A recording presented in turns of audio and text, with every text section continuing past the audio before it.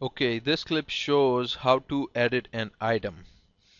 It can be any item. It can be a cigar, it can be a beer can, it can be candy. Any item that has a UPC can be edited. For that, you'd have to go to home page and go to price book. Once you're in price book, you'll click on the tab which says items. You wait for the menu to load. Once the menu is loaded, what you can do is you can search for the item here. You can say, let's say if it's a Swisher cigar, you would say Swisher. If it's a beer, you would say Budweiser or Coke. But it is better to have a UPC for that particular item that you want to change. If you have the UPC, it makes it a lot easier. It keeps you from going through several items and finding out which item it is that you need to change. So if you have an UPC, makes your life a lot easier. All right, once you have an UPC, you would go to add new. This function, add new function, is also used to add a new item or to change an existing item. If you're not sure if the item is in our price book, you can always go to add new and put the item in here, the UPC, and would say that hey, the item is already in there. You can edit it, or you can make any changes to it, or the item is not in there and you need to add the particular item and give all the information that it requires for the item to be able to be rung up at the cash register. Alright, there are several different kinds of UPCs. The main two kinds that we work with are the UPC-A right here and the UPC-E. Um, the UPC-A is the 12, is the long UPC number, and the UPC-E is the 8 digits, the small UPC number.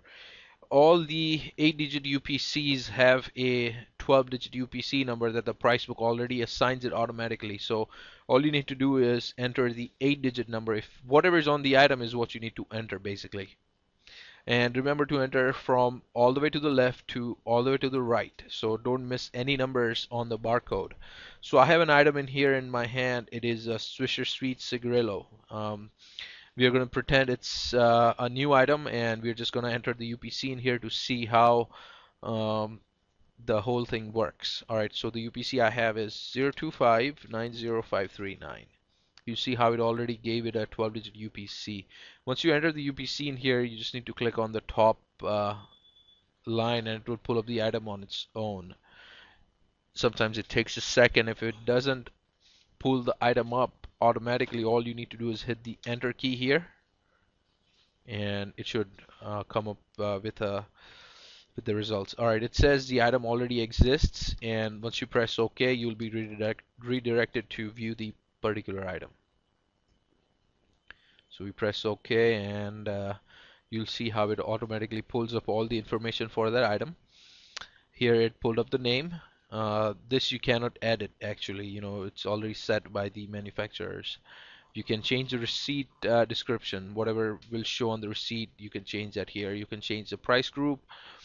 Again, if you forgot, what price group does is that it puts all the items, similar items that have the same price in a group, so that you can, instead of changing all those items individually, you can just change the price in of a price group and all those items will be changed. Promo group would be if you have a promotion set up for that particular for the particular item. Let's say if you had two $4 cigars, you could set up a promo group and then set a promotion. There'll be another clip on how to set up a promo group and how to set up a promotion. So we'll look into that later. Anyway, so the next thing is the category. Again, the category is very important. The CR department is very important. All these fields that are denoted with a red asterisk are very important. Alright, the next thing you need to do once you enter all this information is to enter the vendor information here. This is very important because let's say if you have an item that you buy from several different vendors, first of all, it will keep track of the cost of each vendor. Um, that way you know that okay, if you're buying it from Hackney, you're paying such and such price, and if you're buying it from the cash and carry in Pensacola you're getting at such and such a price. So you could always make a decision where to buy from. Or and also you can look at any price changes that have happened over the course of time.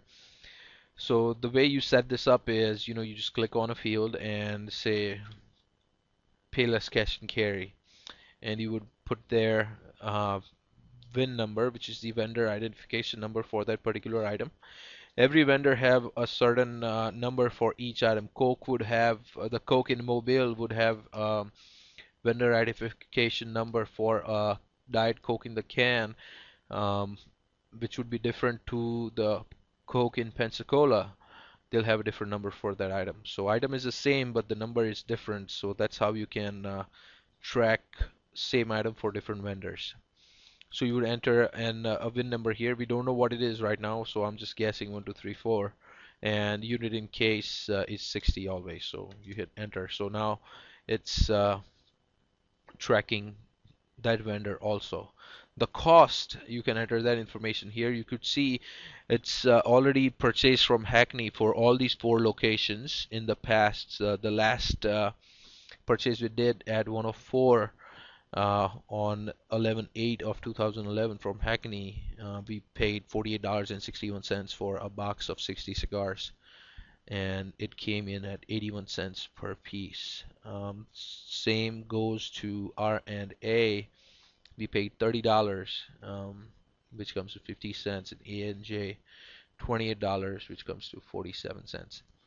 Um, you could change the cost here, but you don't have to. If you do this and enter the Swisher Cigarillo when the invoice comes, if you enter it properly, then this information will be filled from the invoice that you entered.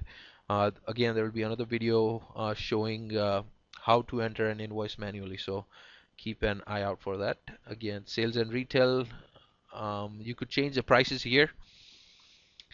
Um, and it would tell you what the last sales were. Let's take an example that in Atmore store we are selling them for 79 cents, and our margin was 37%. Here in AJ's we are selling them for 89 cents, and the last one we sold was in November. In R&S we are selling them at 69 cents, and we are losing 12 cents.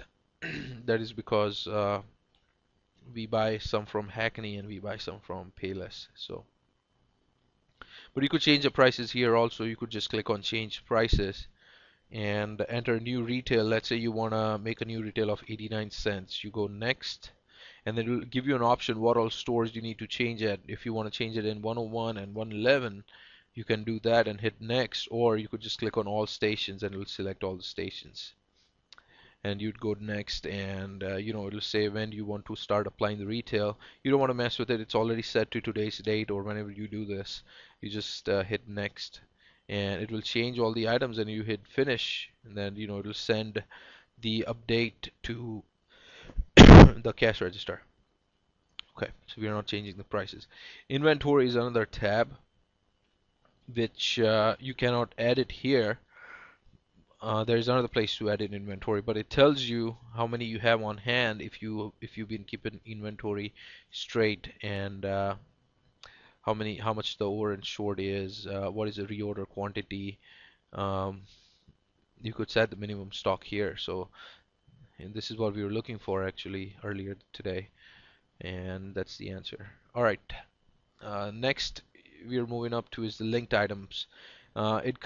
This is related to parent-child relationship. When we buy the 3-pack cigarillos and we open those 3 packs and sell them individually, we have to link a single cigar to that 3-pack. So when you sell 3 cigars, it eliminates a 3-pack from the inventory.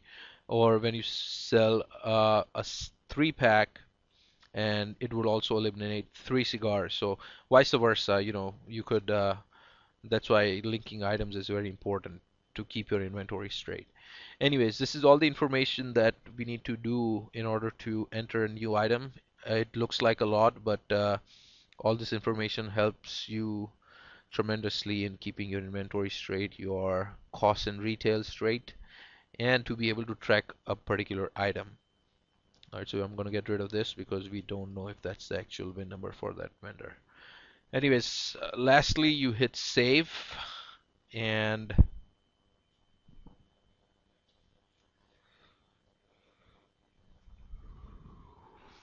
we are done. One more thing we need to look at here is when you first add a new item, when you add a new item, you look at here and it says it's global item attributes. Okay, so this is taking you to the account level of an item. The level below it is the store level. So a particular item may be in one store and it might not be in the other three stores. So that item only exists at a store level. It does not exist at account level because it is not in all the stores. To show you better, let's look at the same cigar. I'm gonna click add new and I'm gonna put the UPC in here 02590539. Click over here and click enter and it says it's already exists. You click on save. We don't want to make any changes, just click on save and here you go. You see this is the account level and these are the store levels right here. So if I click on 115 ANJ Food Mart, I'm only making changes for ANJ Food Mart here. So I can change the retail by clicking edit. I can change what it reads on the receipt. Um, if it's going to a different category of or a different department, if it's coming from a different vendor, what the inventory is, and etc. etc. And you could do the same for any other locations. You just click on it and edit the item and hit save and go to the next one. So that's it for this video. Um, there is another video linked to this, how to send the updates to the cash register.